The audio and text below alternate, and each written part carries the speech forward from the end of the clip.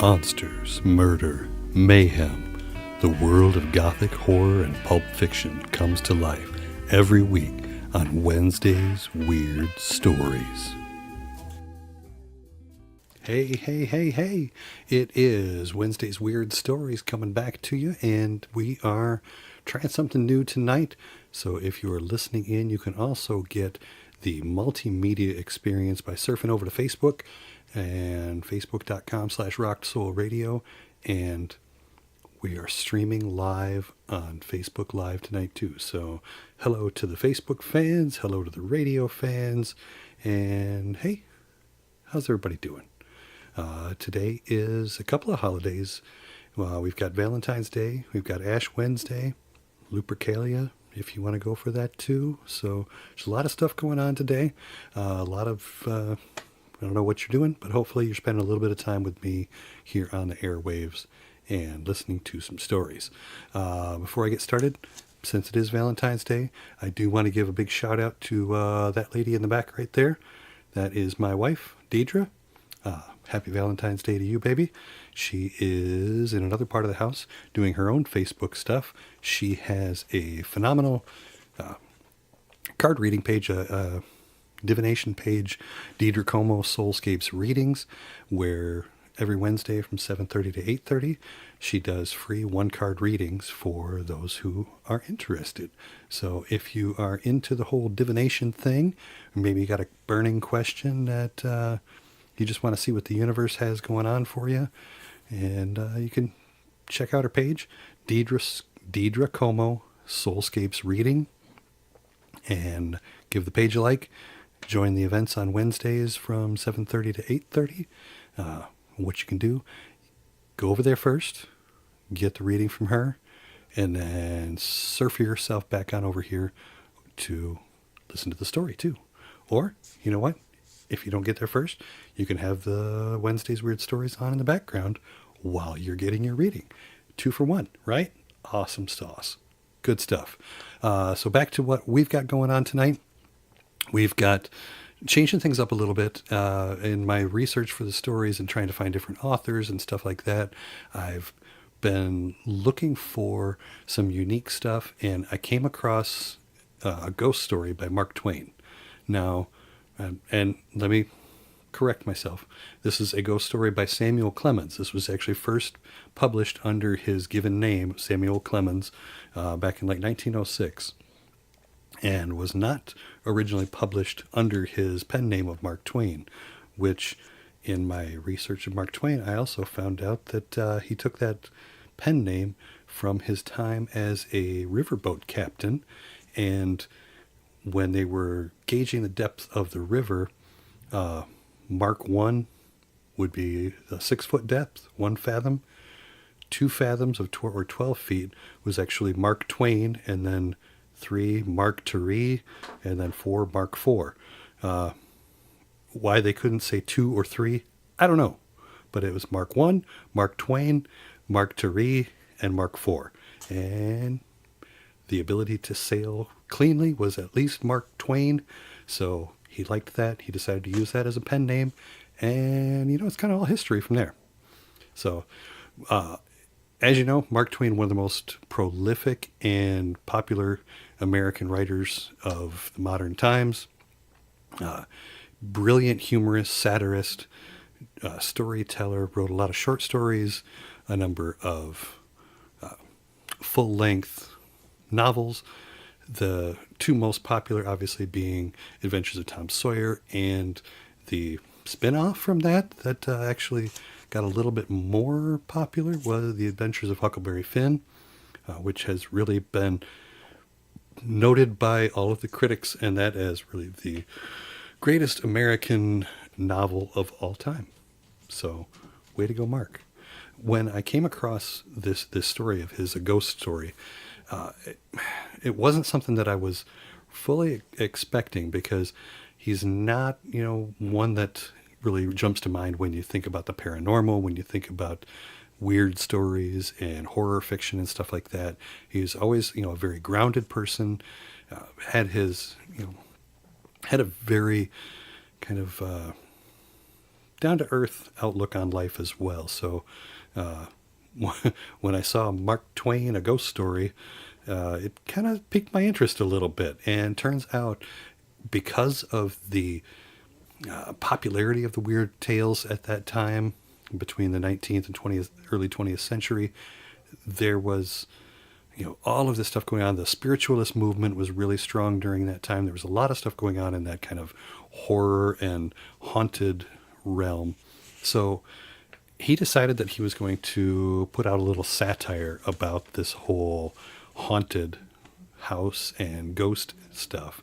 And whether or not he believes in ghosts, I don't know. Whether or not he had any thought about the normal, I don't know. All I know is this man seemed to work in virtually every haunted house cliche, ghost cliche, and stuff that we're still hearing daily on all the different ghost shows, the ghost hunting shows, and paranormal stuff like that. It all got kind of rolled into one big story, and it's funny, it's amusing, I enjoyed it. So that's what we've got for you tonight. As I mentioned last week, and in the weekly update as well, going forward until she gets home, Grace will be on background noises tonight. Grace is our little foster kitten. She's about 8 months old. We are taking care of her for Cat Van Doo, trying to find her a home.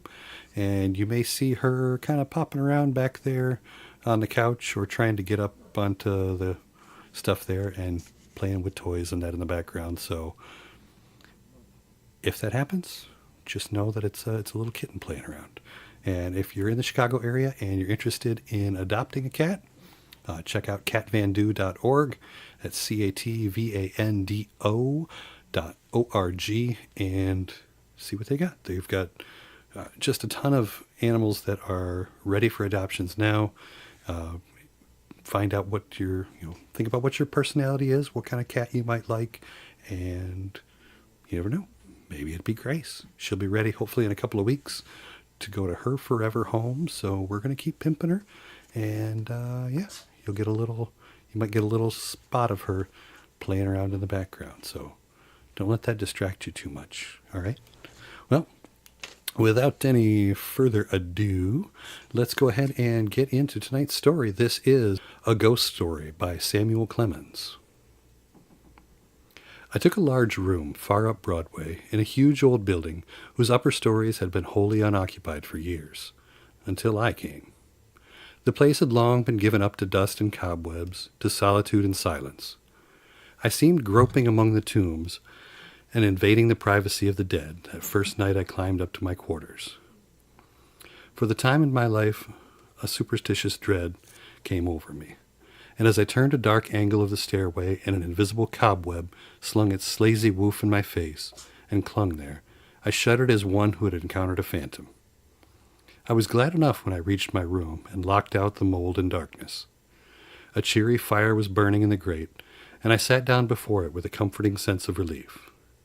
For 2 hours I sat there thinking of bygone times, recalling old scenes and summoning half-forgotten faces out of the mists of the past, listening in fancy to voices that long ago grew silent for all time, and to once familiar songs that nobody sings now.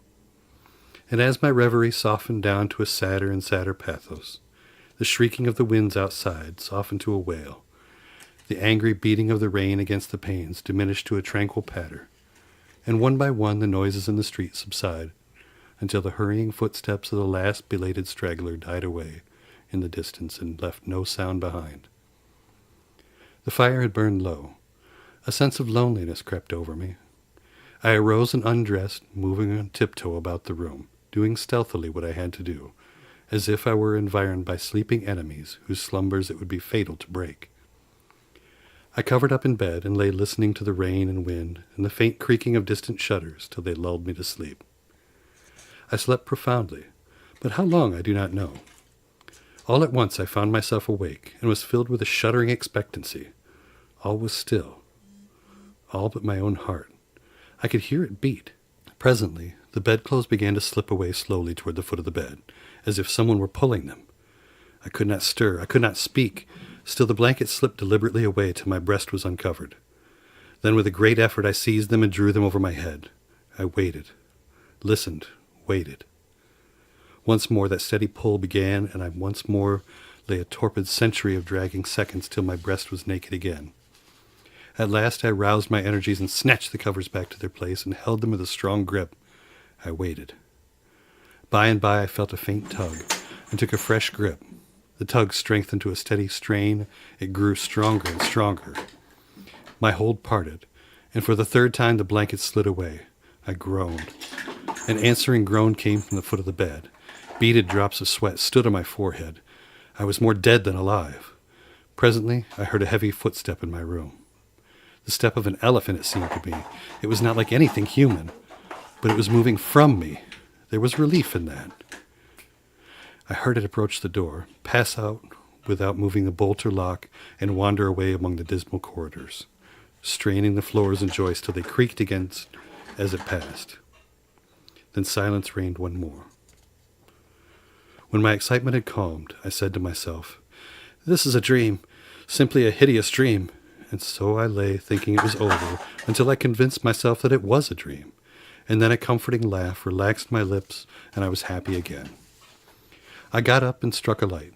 When I found that the locks and bolts were just as I had left them, another soothing laugh welled in my heart and rippled from my lips. I took my pipe and lit it.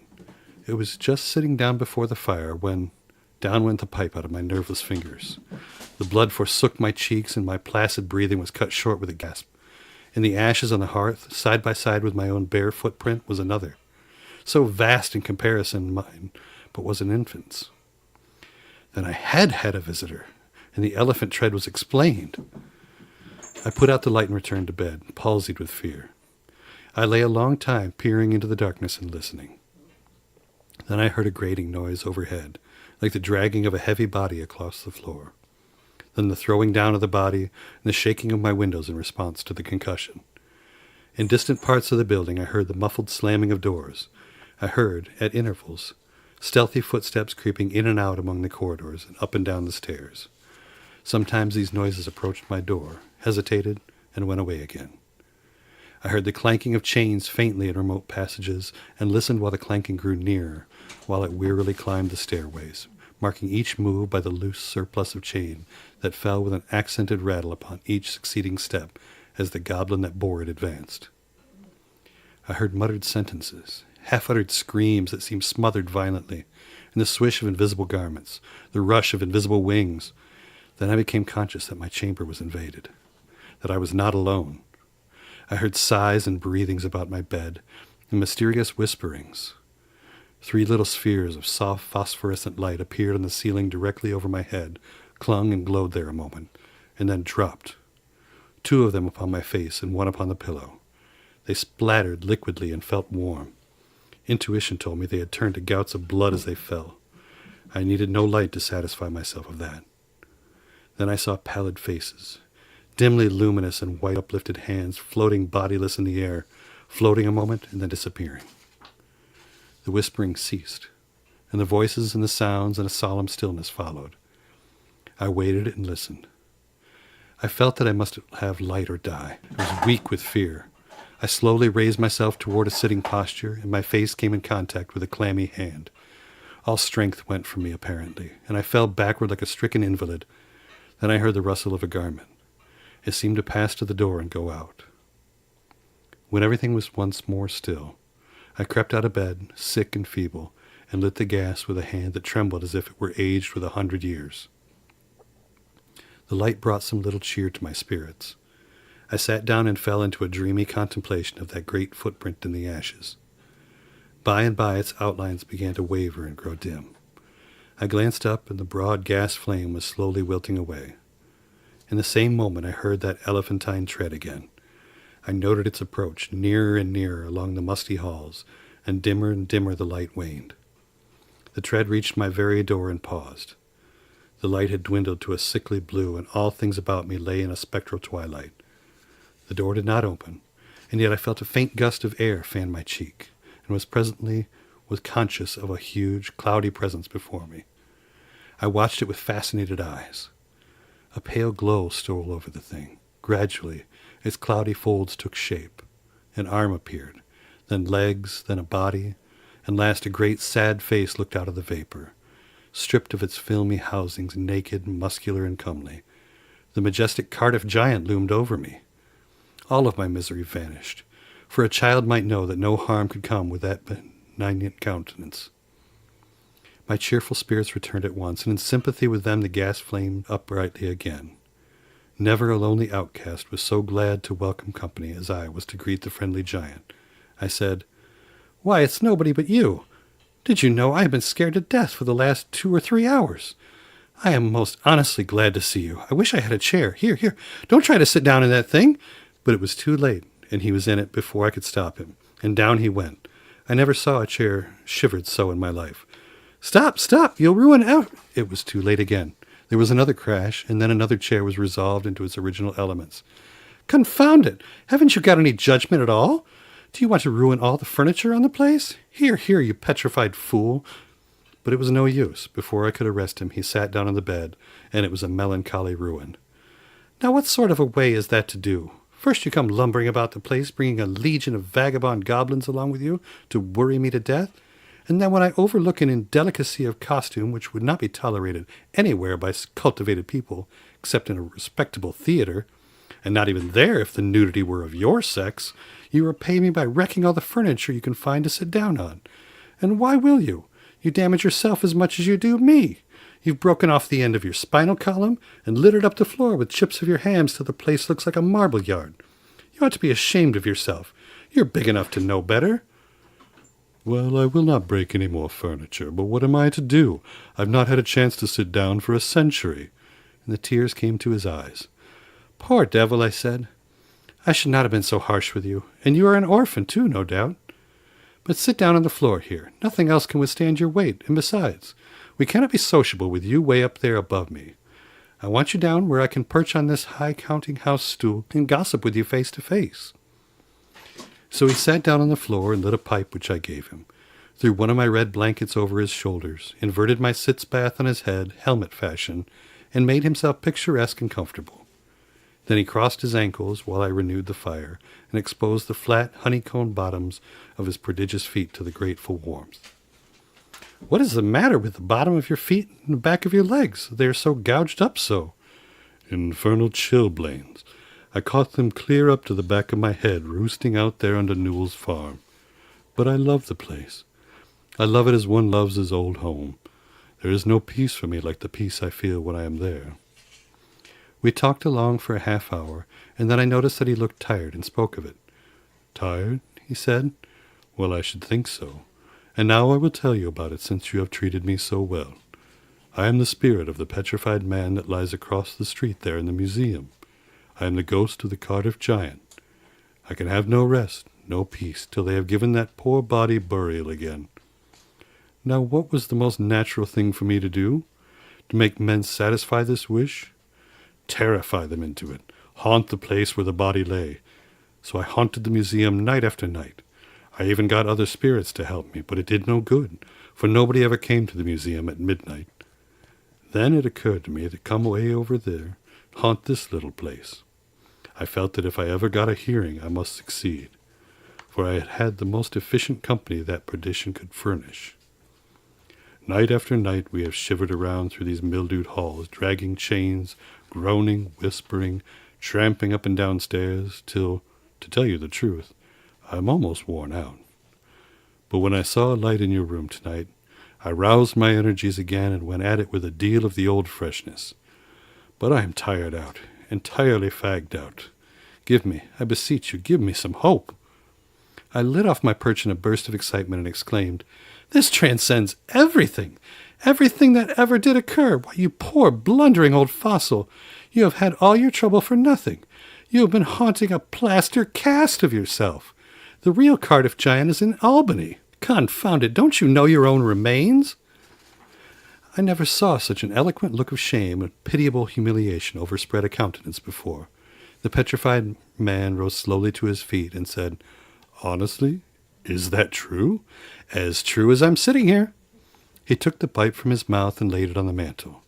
then stood irresolute a moment, unconsciously from old habit, thrusting his hands where his pantaloon pockets should have been, and meditatively dropping his chin on his breast, and finally said, "Well, I never felt so absurd before.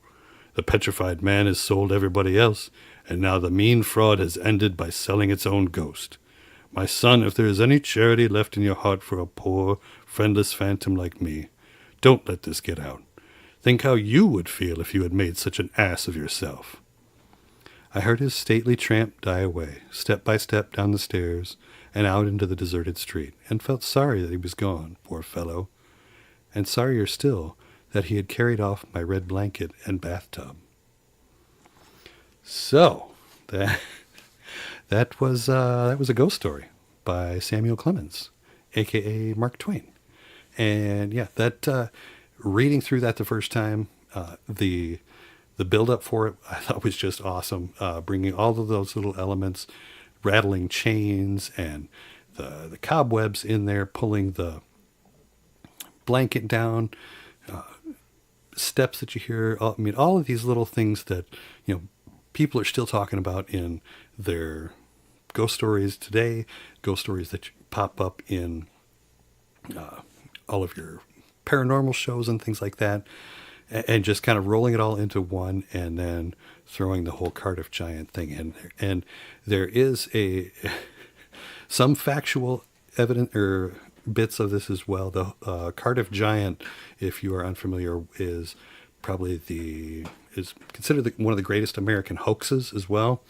Mr. Newell, the farm that is referenced in the story, he invited some friends over to help him dig a well, and this was back in like the late 1800s. And while they're digging this well, they came across this petrified man, and this was in Cardiff, New York, where the Cardiff Giant name comes from. And this guy, they dug up this petrified man who was like 10 feet tall and weighed like almost a ton. And it caused a hell of a stir because, it looked real. It fooled a lot of people for a lot of years. And there was actually a replica that was made of that was passed off as the real Cardiff Giant, which is what this story is referring to, as far as the fake plaster that this ghost was haunting. So, and that's referring to the fact that the Cardiff Giant never left Cardiff, New York. It stayed there on Newell's farm because he wanted the money for all of the tourist attractions. And even P.T. Barnum, I believe it was P.T. Barnum, offered him like an unholy amount of money for this thing, and he refused, and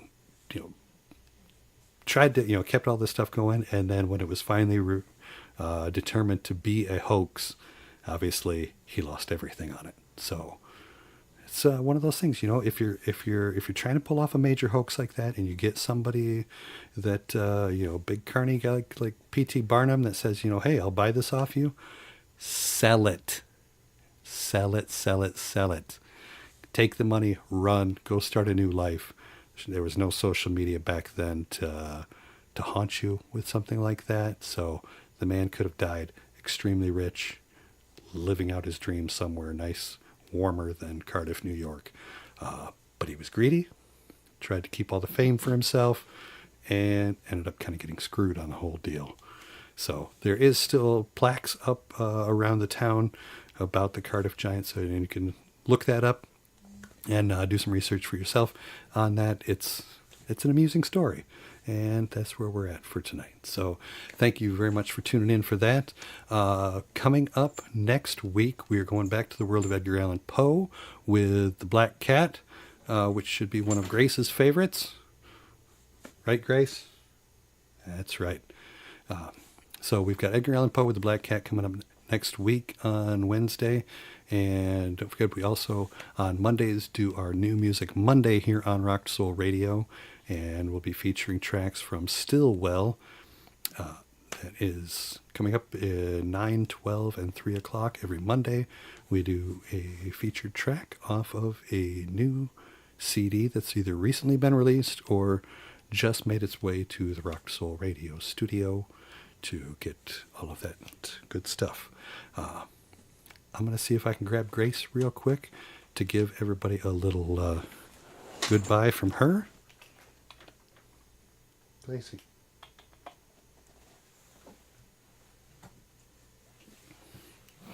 So once again, this is our buddy Grace, who's hanging out in the studio with us. She is a foster for Cat Van Doo, and she is going to be up for adoption very, very soon. She is our background noise specialist in the studio. So if you're ever listening in and you hear the noises, it is this beautiful furry little face that is making those sounds. So say goodnight, Gracie. Good night, Gracie.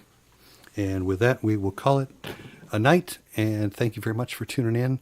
Thank you very much to the Facebook folks that were watching the live stream.